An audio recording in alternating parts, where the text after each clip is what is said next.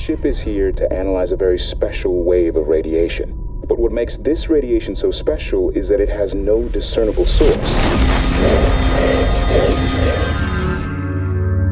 Hello, I'm Peter from WhatCulture.com, and joining me today is Ben from WhatCulture.com. Hello, Peter from WhatCulture.com. How are you? And today we're come here to talk about Farpoint. Farpoint VR, PlayStation VR game. Yeah. We did a first impressions earlier this week.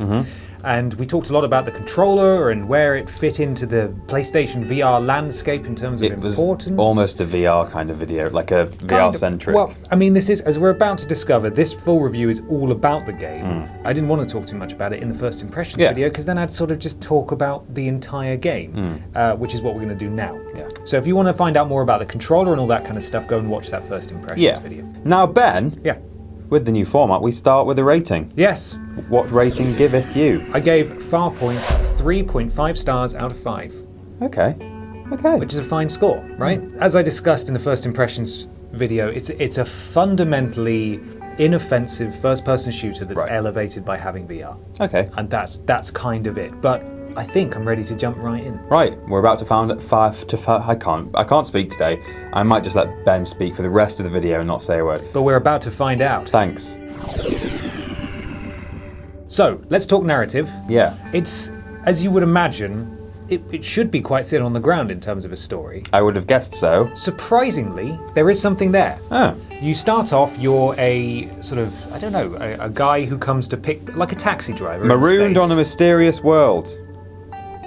We're going to get to that. Oh, sorry, that's not how it starts. That's not how it starts. Well, I mean, it starts with that happening, you getting marooned. You go to pick up 2 space station scientists, and you go to collect them, but then a massive wormhole opens up in front of the space station. It drags them and you through it. Oh my god. Suddenly you wake up on this, what was it? Mysterious world. You must scour the planet to unearth its secrets. So the story is told through these, on the back of your gun, you've got a trigger that you can pull that fires this sort of scanning beam. You'll be able to see sort of the outline of a person, and if you go up and you sort of scan them from top to bottom, it then plays out a little cutscene because they've been there before. You're essentially trying to find these 2 scientists. Oh, it's like Rapture, sort of. Yes, they do move around and you can see them fully.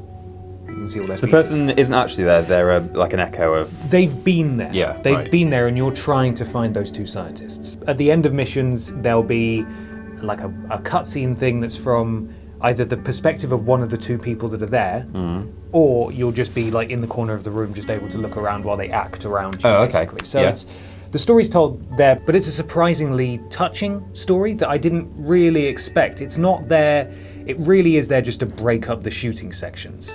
Right. That's it. But it does...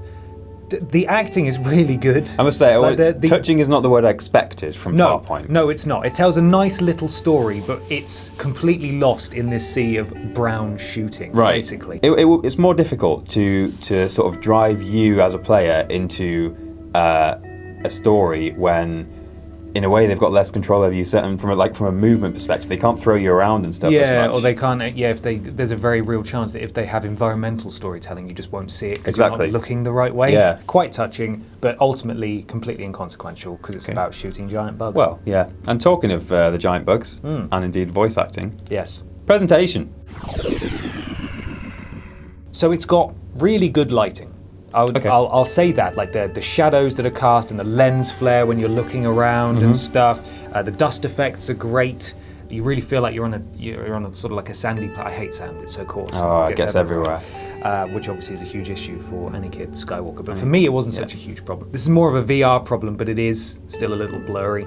Yeah, with the headset. But that's hardware, really. It's a hardware problem, and as good as the gun is, as good as the peripheral is, when you bring it up to look down the sights, sometimes you just can't see what you're aiming at. Right. You just can't see it. Okay. Which is a bit of a shame. You mean in terms of like the blurriness? You can't actually make out what you're looking at.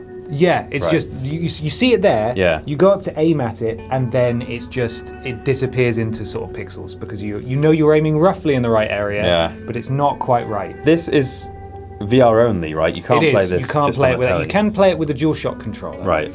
Which is good. My But phone is going mental. Yeah, your card is ringing. Which is the problem with using your phone as a card. I've now put myself on airplane. I stick a That's post-it good. to the card. I know, but you know how to write with a pen, and I don't. Yeah. So there we go. We're going to talk about the gun a bit again. Again, Okay. if you want more detail on the gun, please go and watch our first impressions Yes. video. But it's fully in your hand. You move it about like that, and it all just moves around. It's got an Proper ammo one-to-one. counter on it. You don't have to worry about picking up ammo and stuff. It's all space guns. Yeah. That has like a cooldown. Solar powered. Yes, exactly. Yeah. And you can pick up secondary ammo for it and things, and you can see all the counters on the side of it and so on.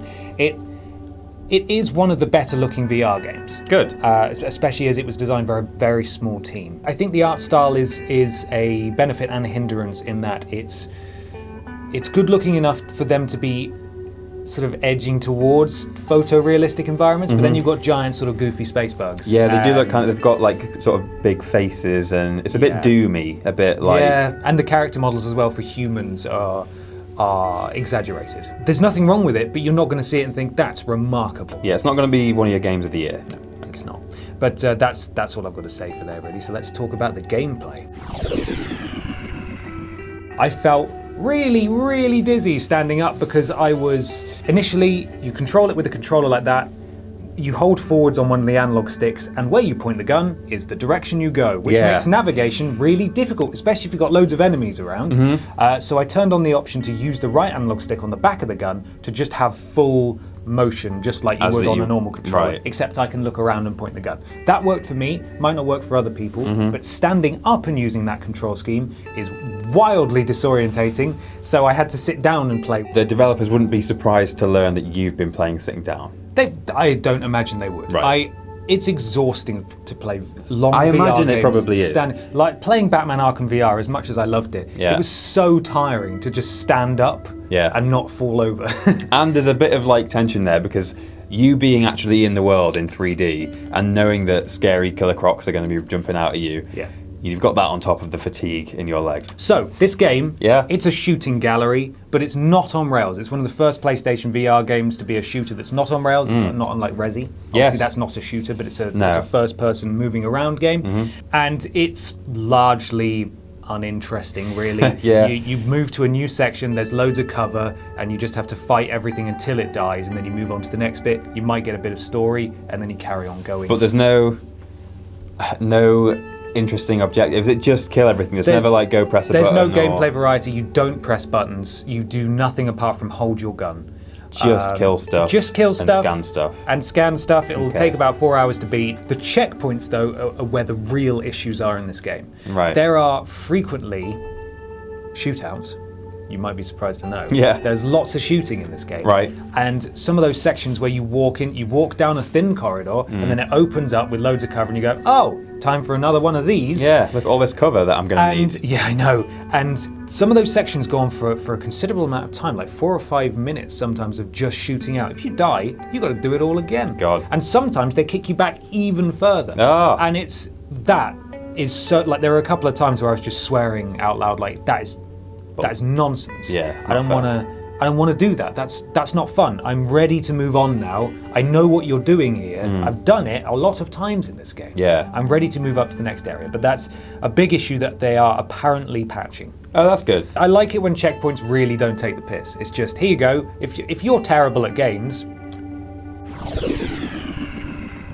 So this game has a co-op mode. What? You can play this game in co-op. Not the story though, even though when you start off and you're driving your little ship, you're not driving it though, you're not just riding watching it. Oh, yeah. Next to you is a massive seat. And you're like, someone could go there. Yeah. Someone could go there. But then no one goes there. No one goes there in co-op. You choose from a set number of locations. Right. And they're basically sort of challenge maps. So you both get dropped in. There's only 2-player co-op. And you just have to shoot your way through. Right. But you're shooting with another person. There's friendly fire. Who's not which sat is- in the seat next to you at the beginning? No, but the PlayStation VR headset does have a microphone built in. You get points as you shoot things, like the points rise above them as they die, and it's like a collaborative thing, you're not competing, although at the end it does break down Right. your accuracy, that kind Accuracy of stuff. percentage. Now, between each shooting section of one of these challenge maps, there's a little sort of take a moment area where you pick up some secondary ammo for your gun, like grenades or whatever, and it holds you in like a little holding pen. So both of you have to be together before the little light bridge lifts, so you can proceed. Okay. On some maps, those aren't checkpoints.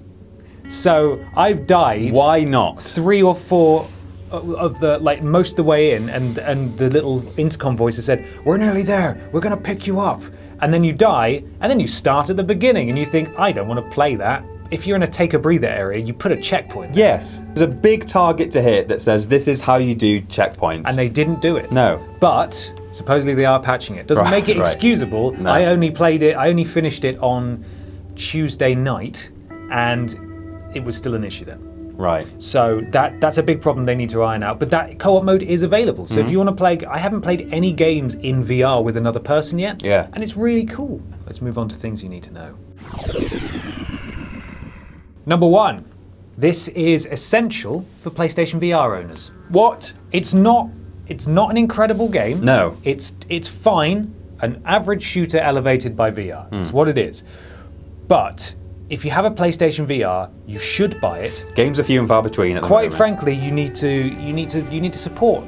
You need to support it. And yeah. if you have a PlayStation VR, it's just if you want to buy the bundle with the gun, you're going to need the gun for other stuff. Yeah. You're going to want that. It's not something you'd buy PlayStation VR for. But if you have a PlayStation VR, you should buy it. Point 2, checkpoints are crap and annoying. They really, really are. It's the biggest source of frustration in this game outside of brown trudgy shooting. Right.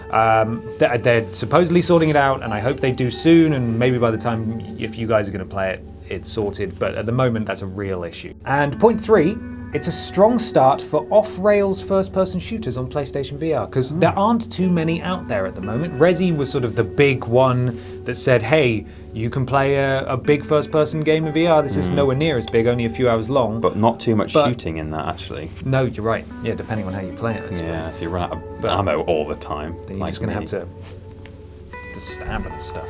You can't stab in this game. No. Only shooting. I hope you like shooting.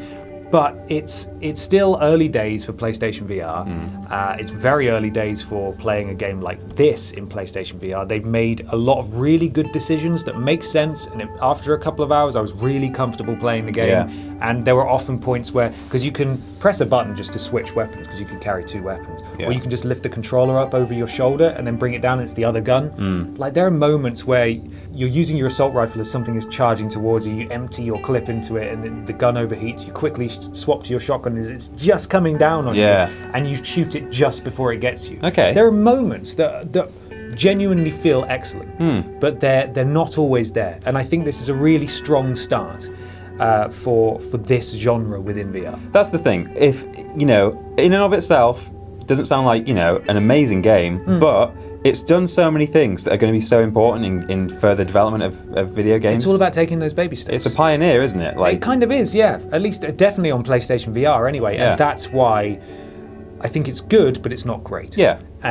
And I do think people should buy it. But that's it. That's Farpoint. Hopefully people who have a PlayStation VR will purchase this game and give it a go. It deserves a pat for what it's done. It does. I enjoyed myself. I brought the box in so it could sit here and listen to the review. It got number 2 in the UK sales charts last week, which is really impressive, beating GTA 5, which sells 1 million copies a day. So I think that's a testament to its quality, even if it's a bit iffy in places.